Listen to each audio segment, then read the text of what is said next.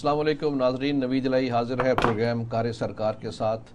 नाजरीन, आज की एक जो बड़ी ख़बर ये है कि इंतखाबात के सिलसिले में जो हल्का बंदियाँ थी वो सबसे बड़ी रुकावट थी, उसकी पहली इब्तदाई रिपोर्ट आ गई है और इसका मतलब है कि ये एक और कदम है इंतखाबात की जानिब।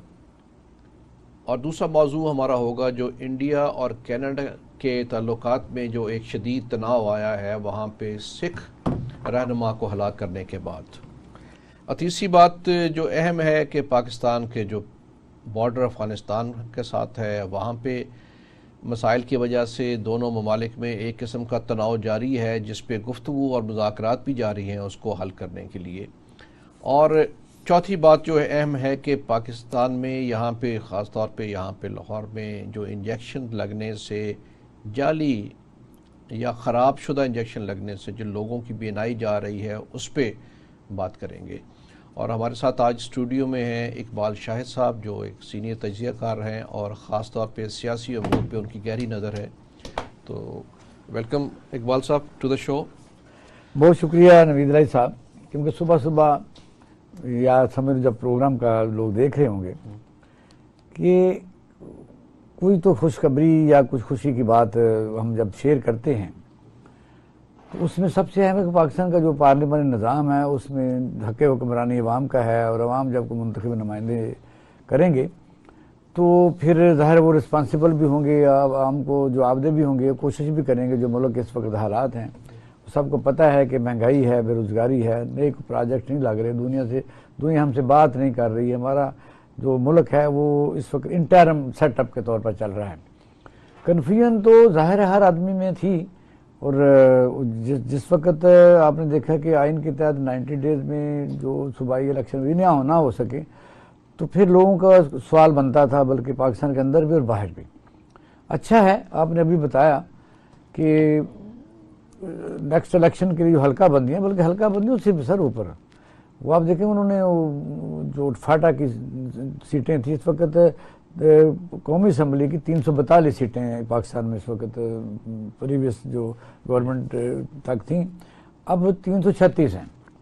6 सीटें कम इसलिए हुई हैं जो KPK में आपने देखा कि फाटा और ये जो ऐसे इलाके थे जनूबी शुमाली वज़ीरिस्तान, उसमें 12 MNAs को सिलेक्ट किया जाता था, वो किसी और तरीके यानी अब जो है टोटल जो जनरल नशिस्तें हैं वो 266 हैं हो गई हैं। हाँ, ऐसे ही है, वो ज़ाहिर इब्तदाई रिपोर्ट है। हाँ, ऐसे ही है। अच्छा, इसके बाद स्पेशल सीटों पर आएगी वो 336 बन जाएगी, और इस पे उसके बाद अब इतराज़ात आएंगे और उसके बाद फिर ये फाइनली डिसाइड करेंगे। 30 नवंबर तक फाइनल रिपोर्ट आ जाएगी। अच्छा, मैं तो शुरू से जब से ये गवर्नमेंट गई है PDM की और केयर टेकर गवर्नमेंट आई है वेल इन टाइम, तो मुझे एक ये हौसला हो गया ये देखते हुए जो एक बेयकीनी के आलम में, आपको पता है कि अफरा तफरी के आलम में और बेयकीनी अनसर्टेनिटी में अफवाह साजी बहुत होती है।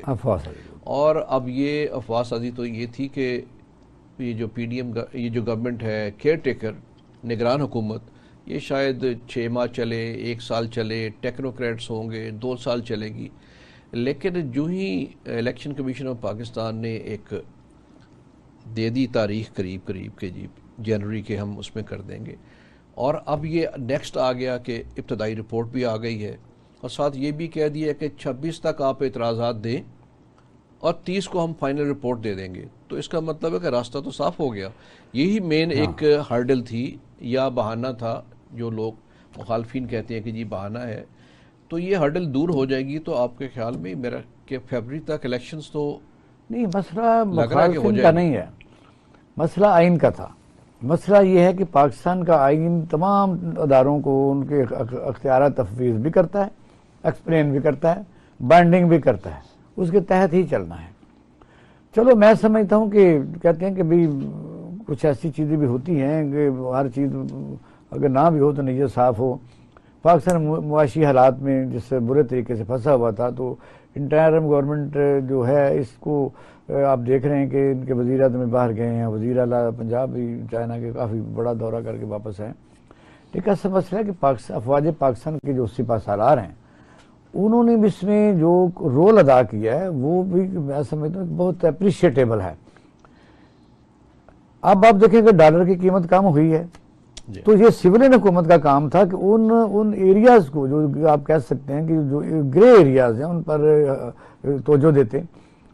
ڈالر کو جو مارکیٹ کرنے والے ہیں، جو سٹور کرنے والے ہیں، تو جب ان پر ہاتھ ڈالا گیا تو آٹومیٹک نیچے. اگر اس کے سیاق و سباق میں پاکستان میں جو غیر ملکی لون ہیں وہ آپ کو پتہ ہے کہ 1 روپیہ اگر کم ہو تو اربوں روپے کا فرق پڑ سکتا ہے. تو اس وقت 330 سے نیچے اگر 290 تک یا 88 تک کل آیا ہے تو میننگ دس کے آپ دیکھیں کہ کتنے بلین روپے کا جو لون ہے اس میں کمی واقع ہوئی ہے. بالکل.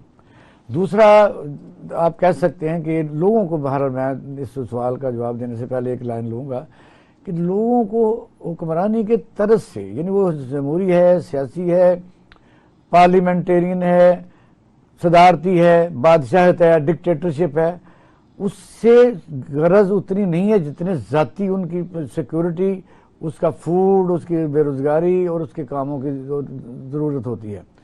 پاکستان میں آپ نے دیکھا کہ عام آدمی کی حالت بہت خراب ہے اور کوئی چیز بھی جو ہے وہ سویلین گورنمنٹ جو پچھلی گئی ہے انہوں کچھ بھی نہیں کر سکے. کہ اگر کوئی یوریا سٹاک کر رہا ہے، فرٹیلائزر تو وہ کر رہا ہے، مرچیں کر رہا ہے تو کر رہا ہے، آٹا کر رہا ہے تو کر رہا ہے، چینی مافیا ہے تو اس نے. میں چینی جو لوگ ہیں، آپ کے بھی دوست ہیں، میرے بھی ہیں، وہ کہتے ہیں کہ اگر 5 روپیہ چینی بڑھ جائے تو اربوں روپیہ کا ہمیں فائدہ ہوتا ہے. تو کہاں یعنی پھر کاسٹ آف جو پروڈکشن ہے، اگر مثلا وہ 95 کی بیچتے ہیں تو ان کو 5-6 روپے پر کلو بچتا ہے. لیکن عین اتفاق ہوا کہ جیسے ہی انہوں نے سٹاکسٹ کیا اور حکومت نے کوئی توجہ نہیں دی تو 100 کا 100 منافع آ گیا. انہوں نے کتنے بلین روپے کمائے ہوں گے. اس وقت جو حکومت جس وقت چل رہی ہے انٹرم اور اسٹیبلشمنٹ کی اس کے ساتھ سپورٹ کی وجہ سے جو ذخیرہ اندوزوں کا پر گرفت مضبوط کی گئی ہے، یہ سب چیزیں بہت اچھی ہیں. لیکن کیا اب آپ یہ ایڈوکیٹ کرنا چاہ رہے ہیں کہ یہ تمام چیزیں پہلے ٹھیک کر لی جائیں اور پھر الیکشن ہوں؟ بالکل. میں تو یہ پتہ ہے میرا تو کہ موقف ہے. میرا موقف یہ ہے کہ پہلی بات تو یہ ہے کہ پاکستان جس سے اس وقت گرداب میں ہے، الیکشن ضرورت ہے لیکن سارا حل نہیں ہے. نہیں، لیکن آپ دیکھیں سارے پہلے آپ معترض رہے ہیں کہ جی وہ کانسٹیٹیوشن کی بے حرمتی کی گئی، وائلیشن کی گئی، ہو چکی 90 ڈیز. اب فروری میں قرار تب بھی ہو چکی ہے. ایک دفعہ ہوئی تو اس کا مطلب ہے کہ بار بار کی جائے. نہیں، اگر ایک دفعہ ہو جائے جو بھی کسی پر الزام لگ جائے یعنی اس کی وائلیشن آئین کی ہو چکی. اگر وہ وائلیشن ہو چکی ہے، کسی وائلیشن تھی اور آپ سمجھتے ہیں کہ اب اس کے فوائد بھی ہو سکتے ہیں تو وہ ان سے فائدہ اٹھانا چاہیے. نہیں، جیسے آپ فرما رہے ہیں کہ ہم گرداب میں ہیں، معیشت اور معاشی طور پہ ہم جو ہیں ان کو مسائل میں گھرے ہوئے ہیں. اگر جیسے آپ فرما رہے ہیں کہ ظاہر ہے سب کو نظر آ رہا ہے ڈالر جس طرح نیچے آیا ہے اور آ رہا ہے اور ہمیں اس سے بلینز کا روپیز میں فائدہ بھی ہوگا، ایکسپورٹ اور ان چیزوں میں بھی ہوگا. تو اگر اس ہم گرداب سے باہر آ جاتے ہیں اگلے 6 مہینے میں فائدہ ہو جاتا ہے تو آپ کے خیال میں تب تک ہمیں الیکشنز کو آگے کرنا چاہیے؟ بالکل میرا موقف بالکل یہی ہے. ٹھیک ہے. میرا موقف یہی ہے کہ الیکشن اتنے ضروری نہیں ہیں. اب جو آئین کی وائلیشن ہونی تھی ہو چکی. اب ہم بار بار اس تجربے سے گزرنے سے بہتر ہے. اب یہ وزیر اعظم جو باہر گئے ہیں، میں سمجھتا ہوں کہ ان کی بے شک جو ہم بات کرتے ہیں مینڈیٹ نہیں ہے، ڈومین نہیں ہے، لیکن انہوں نے کہا 13,000 ارب روپیہ جو ہے ہم اکٹھا کرنے کا 2 سال میں ہم نے پروگرام بنا لیا ہے. اور میں سمجھتا ہوں کہ اگر جس طرح جو ہمارے چیف آف آرمی سٹاف ہیں وہ باہر کے ملکوں میں جب گئے ہیں تو انہوں نے ان کی وجہ سے پاکستان کو یہ جو تھوڑا سا فیسیلیٹیٹ ہوئے ہیں. اور سابقہ وزیر اعظم شہباز شریف بھی کہتے ہیں کہ مجھے تو کوئی پیسے دیتا نہیں تھا، آرمی چیف کی وجہ سے مجھے پیسے ملے ہیں. اگر یہ اس طریقے سے بجلی چوروں کے اوپر ہاتھ ڈالا جاتا ہے، ذخیرہ اندوزوں کا ہاتھ ڈالا جاتا ہے تو ملک بہتر ہوتا ہے. تو الیکشن کو کوئی اتنا بھی ضروری نہیں ہے، کوئی مذہبی فریضہ بھی نہیں ہے. جب آئین ایک دفعہ وائلیٹ ہو گیا تو اس کو سپریم کورٹ آف پاکستان میں جا کے تھوڑا ٹائم لینے میں حرج بھی کیا ہے. بالکل میرا تو یہ بالکل کلیئر کٹ یہ سٹانس ہے کہ اس وقت سب سے پہلے یہ ہے کہ ملک کو بچانا ہے، معاشی طور پر لوگوں کو روزگار دینا ہے، رسپیکٹ دینی ہے، اس کو جان و مال کا تحفظ دینا ہے. تو اس کا مطلب یہ ہے کہ یہ بات تو ٹھیک ہے کہ ہمارے مسائل اتنے شدت اختیار کر گئے کہ لوگوں میں ایک مایوسی کا عالم پیدا ہونا شروع ہو گیا کہ کیا ہم اس گھڑے سے باہر نکل سکیں گے. اور آپ دیکھیے کہ 2 ہفتے 3 ہفتے میں ہی ایک امید کی کرن نظر آنی شروع ہو گئی کہ یہ ڈالر کو ایسی چیز نہیں ہے جو قابو نہ آئے، یا باقی چیزیں ایسی نہیں ہیں جو قابو نہ آ سکیں. اور اگر یہ ایسا ہی کرنا ہے, اس طریقے سے کرنا ہے, ہم نے اس کو ایکسٹینڈ کرنا ہے, تو کیا تمام جو سیاسی جماعتیں ہیں اور سٹیک ہولڈرز ہیں ان کو آن بورڈ لے لینا چاہیے تاکہ وہ بھی تو انڈرسٹینڈ کر رہے ہیں اس بات کو. پاکستان میں بڑی معذرت کے ساتھ سیاسی جماعتیں جو ہیں وہ سول ڈکٹیٹرشپ ہیں. وہ یہ بتانا تو اسٹیبلشمنٹ کو دیتے ہیں, ڈکٹیٹر کی حکومت آتی ہے, ایوب خان آیا ہے, ضیاء الحق آیا ہے, مشرف آیا, یا اب بھی انٹرفیرنس ہے. میں کہتا ہوں کہ سیاسی پارٹیوں میں جتنی سول ڈکٹیٹرشپ ہے کسی میں ہے ہی نہیں ہے. وہ پرائیویٹ لمیٹڈ فرموں کے ایم ڈی بنے ہوئے ہیں. وہ اب ان کی مرضی سے بے شک لندن میں رہیں, دبئی میں رہیں, ان پر اربوں کروڑوں روپے کی منی لانڈرنگ کے الزامات بھی ہوں, وہاں ٹکٹ انہوں نے ہی دینا ہے, اور اگر کوئی جیت جائے سودا بازی انہوں نے ہی کرنا ہے. تو آپ کہہ رہے ہیں کہ انہیں سے مشورہ کیا جائے جن کی وجہ سے بیمار ہوئے ہیں. تو پاکستان میں جو سیاسی پارٹیوں کا کلچر ہے, لیکن سیاسی پارٹی جس بھی رنگ نسل شکل میں موجود ہیں, پارٹیز تو ہیں اور وہی بار بار اقتدار میں آتی ہیں, انہوں نے ہی یہ سیاست کا کھیل انہوں نے کھیلنا ہے.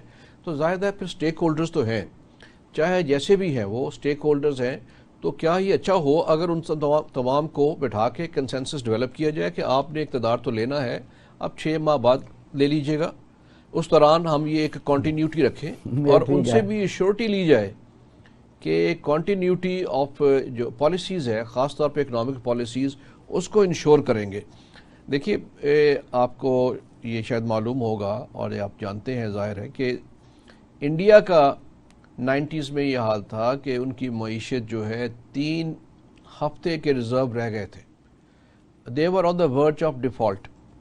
اس کے بعد جو منموہن سنگھ صاحب نے اپنا ایک ویژن دیا, اس کے اوپر کام کرتے ہوئے انہوں نے باؤنس بیک کیے, اور مین چیز یہ ہوئی کہ کنٹینیوٹی آف پالیسی رکھی سبسیکوینٹ گورنمنٹس نے, جس کی وجہ سے آج وہ ایک کامیابی کے منازل طے کر رہے ہیں.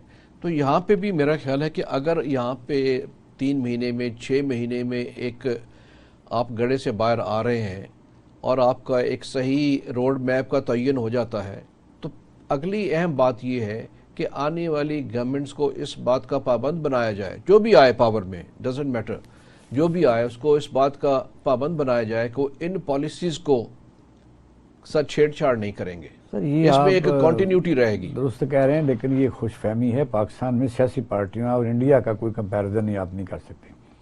انڈیا میں چھوٹی سی مثال دینا چاہتا ہوں کہ آپ نے منموہن سنگھ کی مثال دی ہے. وہ بیسیکلی اکانومسٹ تھے اور ان کے پاس اب بھی کتنی پراپرٹی ہے.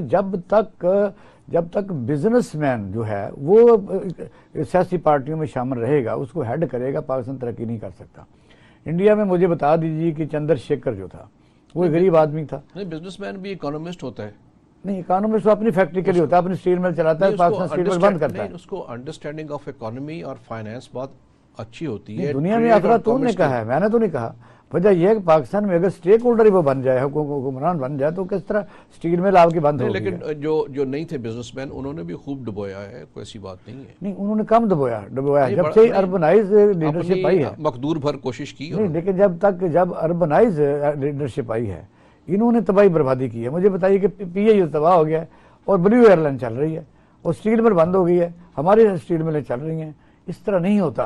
صورتحال یہ کہ ٹیکسٹائل کے علاقوں میں ہم شوگر ملیں ہم نے لگائی ہیں. نہیں, لیکن نواز شریف صاحب تو کہہ رہے ہیں کہ 2017 تک ہم ترقی کر رہے تھے. مسئلہ نواز شریف کا نہیں ہے. پھر بیچ میں جو انہوں نے ٹانگ ماری جن لوگوں نے اس میں, اور جس کا وہ نام بھی بار بار لے رہے ہیں, وہ 4 لوگوں کا نام بھی لے رہے ہیں, جنرل باجوہ کا, فیض کا, اس سے پہلے جنرل پاشا کا نام لے, اور جج صاحبان کا نام جنہوں نے یہ ٹانگ ماری ہے. تو وہ کہہ رہے ہیں کہ 2017 تک تو ہم ترقی کر رہے تھے. تو یہ جو مداخلتیں ہیں ان کا بھی تو سدے باب ہونا چاہیے. اس کا سوال کا جواب میں اور بھی ایک ٹی وی چینل میں دے چکا ہوں. اگر تو یہی ہے کہ 2017 کو ڈسکس کرنا, تو پچھلے 16 مہینے حکومت کس کی تھی؟ وہ میاں شہباز شریف صاحب کی تھی. اب اس طرح تو نہ کریں. اور اگر آپ نے کہنا ہے, اس کا انہوں نے جواب دیا کہ اگر وہ نہ آتے تو آج پیٹرول 1000 روپے. ان کے جواب دینے میں کوئی فرق نہیں پڑتا. مطلب وہ کوئی ایسے ولی پیغمبر بھی نہیں ہیں, مطلب کہاں بندے ہیں نا, پاکستان کے وزیر اعظم ہیں. نہیں, ولی پیغمبر نہیں ہے, لیکن وہ ایک مین پارٹی کے لیڈر بن گئے ہیں. بس ٹھیک ہے, 3 دفعہ پرائم منسٹر رہ چکے ہیں. میں صرف یہ کہتا ہوں اگر ایسا ہی دوبارہ بننے کے لیے تیار ہیں. وہ ماشاءاللہ آ جائیں, اس میں کون سی بات ہے, وہ آ جائیں, ہم ویلکم کریں گے. لیکن صورتحال اگر کمپیریزن 2017 کا ہی کرنا ہے تو پھر ایوب خان کے پوتے کو کیوں نہ لے کے آتے عمر کو؟ اس زمانے میں کیا تھا؟ وہ تو کئی پارٹیاں بدل چکے ہیں. نہیں, لے آئے نا, ہم بھی تحریک استقلال سے ادھر آئے ہیں اور پھر اگر یہی پرانا کمپیریزن کرنا ہے تو اجاز اللہ کے باپ نے بھی حکومت کی ہے، بڑا اچھا دور تھا، اس کو لے آئیں. ایسا نہیں ہوتا. What you are doing today, کیا کر سکتے ہیں کہ وعدے کر سکتے ہیں. اور یہ کبھی آپ نے دیکھا کہ کسی فیکٹری میں ایسے ملازم کو آپ رکھ لیں جو 3-4 دفعہ اس کو تباہ کر چکا ہو. اچھا، اگر آپ یہ کہہ رہے ہیں کہ جو میں یہ تجویز دے رہا ہوں کہ کنٹینیوٹی انشور کرنی چاہیے، اگر وہ آپ کہہ رہے ہیں کہ وہ ممکن نہیں ہے تو ممکن نہیں ہے تو پھر ممکن ایک طریقے سے ہے، اگر ممکن نہیں تو الیکشن ابھی کرا ایک طریقے سے ممکن ہے. وہ میں بڑا ضروری ہے، میرے جو پوائنٹ ہے وہ یہ ہے، پولیٹیکل پارٹیز ایکٹ کے اوپر سپریم کورٹ دوبارہ ریوزٹ کرے. الیکشن کمیشن آف پاکستان جو ہے سیاسی پارٹیوں کے کردار، سیاسی پارٹیوں کے لیڈرز، سینٹرل ایگزیکٹو کمیٹی اور اس کے جو چیزیں ہیں اس کو اس کے لیے ایک نیا کتابچہ شائع کرے، ضابطہ اخلاق مقرر کرے. تیسرا جو صدر مشرف کے زمانے میں 1/3 فیمیل یعنی انڈکٹ کی گئی کہ بھئی عورتوں کو حقوق دیے گئے، ان کے لیے وضاحت کی جائے کہ اگر اسپیشل سیٹیں ہیں تو مامی چاچی اور بیوٹی پارلر والی جو ہے اس کو بھی رکھ لیں ایک آدھی کو. لیکن آپ دیکھیں ایجوکیشن میں کتنی آئیں گی PhD. نہیں، اس کا مطلب ہے کہ ریفارمز کا اگر کر دیں ان چیزوں میں بڑے ضروری ہے، پھر یہ کنٹینیوٹی آف پالیسیز پھر ہوگی. یہاں ون مین شو ہے، یہاں ون مین شو سے نکلنا ہوگا. اگر آپ کسی قانون کے بائنڈنگ ہی نہیں ہیں، آپ ایک ون مین شو ہیں، حکمران نہیں ہے، بادشاہ ہیں، آپ ہی منسٹر بناتے ہیں، آپ کے اشارے سے سودا بازی ہوتی ہے، آپ اپنے آپ کو بیل آؤٹ کرواتے ہیں، تو آپ طاقت آپ کی پارٹی ہے، تو پارٹی کہاں ہے؟ پارٹی کے اندر جو لوگ ہیں وہ کون ہیں؟ مطلب کیا وہ الیکٹیبل ہیں؟ کیا آپ کی وجہ سے الیکٹیبل ہیں؟ کیا خود بھی انہوں نے کو کام کیا ہے؟ آنسریبل وہ کہاں ہیں؟ اس وقت سیاسی ریفارم کی بڑی ضرورت. سیاسی پارٹیوں کا جو کلچر ہے اس میں آپ دیکھیں ون مین شو ہے. اس میں سینٹرل ایگزیکٹو کمیٹی پڑھ لیں آپ کہ کون کون بندے ہوتے ہیں، ان کی فیملی کے لوگ ہوتے ہیں، 2-4 ایسے لوگ ہوتے ہیں جن کا کوئی ہلکا ہی نہیں ہوتا. اس میں تو اس میں کوئی شک نہیں ہے کہ تمام نظام میں ایک خرابیاں تو موجود ہیں اور بڑی انہیرنٹ فلاز ہیں جن کو دور کرنا ضروری ہے. اب ہمارے سامنے تو امیڈیٹ جو ہدف ہے وہ تو یہ ہے کہ الیکشنز کرائے جائیں، لیکن اس سے پہلے معیشت کو ٹھیک کیا جائے. میرے اندازے میں الیکشن کوئی ہدف نہیں ہونا چاہیے. پہلی بات تو یہ ہے کہ آئینی تقاضا ہے، وہ سسٹم کی ریکوائرمنٹ ہے، آئین کو آپ توڑ چکے ہیں. آئین کا کے تحت الیکشن نہیں ہوئے، 14 مئی کو الیکشن نہیں ہوئے. نہیں، ڈیلے ہوئی نا کہ نہ کرائیں تو پھر تو آئین نہ رکھنے والی بات ہوئی. یہ تو آپ کی جو جمہوریت ہے اس کا انیلینیبل جو ہے انگریڈینٹ ہے، ایلیمنٹ ہے بڑا. چلو ایک اور طریقے سے سوچ لیتے ہیں، ہم کو ڈکٹیٹرشپ کے حق میں نہیں ہیں. 2 مثالیں دوں گا. مجھے بتائیے کہ لوکل گورنمنٹ کا سیٹ اپ جو ہے کہ پوری دنیا میں جو لوکل گورنمنٹ ہوتی ہے، کارپوریشن ہوتی ہے، وہ آدمیوں کے زیادہ حقوق کا تحفظ کر سکتی ہے یا مین پارلیمنٹ کر سکتی ہے؟ اس وقت صدر ضیاء الحق آئین میں موجود ہے کہ 3rd ٹیئر جو ہے وہ ہونا چاہیے. اس کا مطلب یہ بھی المیہ ہے کہ صرف صدر ایوب خان کے زمانے میں فعال رہی، ضیاء الحق کے زمانے میں فعال رہی، مشرف کے زمانے میں فعال رہی. اس کے بعد سیاستدانوں نے کبھی لوکل گورنمنٹ کے تحت کرنا چاہیے. اس کو مین الیکشن بھی ہوں ان کو بھی کرنا چاہیے. اشارہ دیتے ہیں نا. اب ایک ایم این کو 1 بلین روپیہ دیا ہے، مجھے بتائیے کیوں دیا؟ Do not make one right. No, پہلی بات یہ ہے کہ اس وقت پی ڈی ایم کی حکومت نے جاتے 1 بلین پر ایم این دیا ہے. کیا یہ پری پول ریگنگ نہیں ہے؟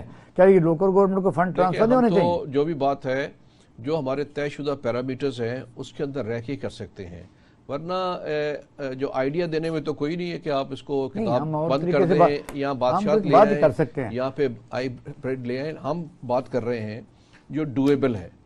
یہ ہمارا آئین ہے، ڈویبل ہے. ڈویبل یہ کہ election commission of Pakistan political parties کے جو مینیفیسٹوز ہیں، منشور ہیں، ان کو ریوزٹ کریں، اس پر ریفارم کریں. وہ تو ٹھیک ہے، وہ تو بات ٹھیک ہے. تو ناظرین، ہم اس پہ یعنی پر امید ہیں کہ الیکشنز ہوں گے اور وہ ہماری جمہوریت کا ایک بہت اہم حصہ ہیں، پروسیس کا بہت اہم حصہ ہیں. فری اینڈ فیئر پولز کرانا ضروری ہے. اس کے لیے ہی ساری تگ و دو ہو رہی ہے، جو حلقہ بندیاں کی گئی ہیں اور ابھی نومبر کے اینڈ تک اس کو کمپلیٹ کر دیا جائے گا. لیکن جو اقبال شاہد صاحب نے بڑی اہم بات کی کہ ہماری معیشت اور ہمارے جو حالات ہیں ان کو پہلے نارملائز کرنا اور اس کو دوبارہ پاتال سے نکال کر لے کے آنا، وہ سب سے زیادہ اہم ہے. تو ٹھیک ہے، اس کے اوپر کنسنسس ڈیولپ کیا جا سکتا ہے کہ جب وہ ٹھیک ہو جائے تو جن کے سٹیج جو مین ان کا ہے سیاسی پارٹی اس الیکشن میں آئیں گے، جن کو لوگ چوز کریں گے، ان کے ہاتھ میں اقتدار دیا جائے. اس وقت دوسری ایک جو اہم موضوع ہے جس کے اوپر میں توجہ دلانا چاہتا ہوں اقبال صاحب، وہ ہے انڈیا اور کینیڈا کے درمیان تعلقات میں شدید تناؤ آ گیا ہے۔ اس کی وجہ جو انڈین را نے وہاں پہ سکھوں کو ہلاک کرنے کا ایک سلسلہ شروع کیا ہے، اور یہ سلسلہ کوئی پہلی دفعہ نہیں ہوا۔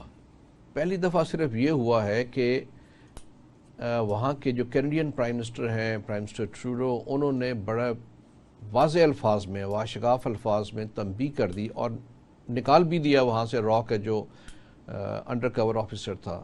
اور اس سے پہلے پرائم منسٹر مودی کو بھی انہوں نے کانفرنس کے دوران یہ آگاہ کیا کہ انڈیا یہاں پہ یہ کر رہا ہے، تو اس سے ظاہر ہے کہ ایک بڑا شدید تناؤ پیدا ہو گیا ہے وہاں پہ۔ لیکن اس کے باوجود ہم دیکھتے ہیں کہ انڈیا اپنی ہٹ درمی پہ قائم ہے۔ اس کے 2 روز کے بعد انہوں نے ایک اور سکھ کو کینیڈا میں ہلاک کر دیا اور کہا جی وہ آپس میں گینگز تھے، اور انہوں نے اس کو گینگ وار میں مارا گیا ہے، جبکہ یہ جھوٹ کا پلندہ ہے۔ بہرحال اس پہ ہم بات کریں گے، ایک چھوٹا سا ہم نے بریک لینا ہے۔ ناظرین ہمارے ساتھ رہیے گا۔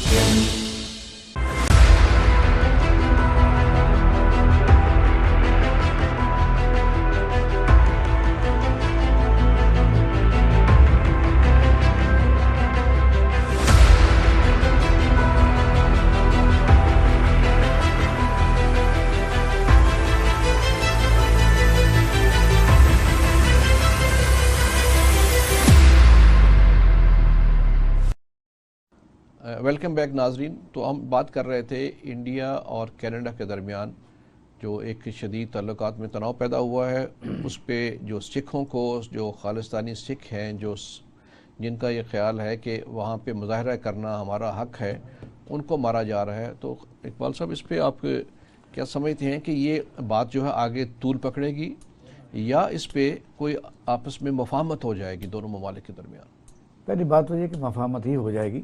صورتحال اس وقت یہ ہے، انڈیا دنیا کی 4تھی معیشت بن چکا ہے اور اس وقت یو کے سے آگے ہے، یو کے 5ویں نمبر پر ہے۔